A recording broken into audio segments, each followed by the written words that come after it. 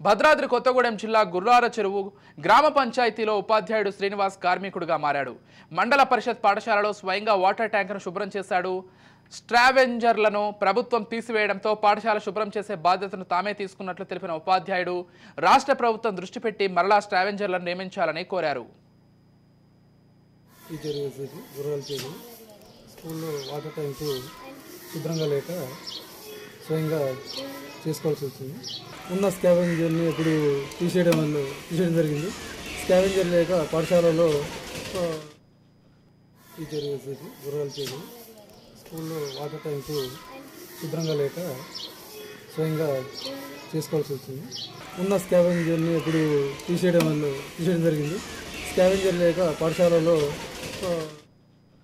Teacher వేసేసి గుర్రాలు చేసి స్కూల్లో వాటర్ ట్యాంకు శుభ్రంగా లేక స్వయంగా చేసుకోవాల్సి వచ్చింది. ఉన్న స్కావెంజర్ని ఇప్పుడు తీసేయడం జరిగింది.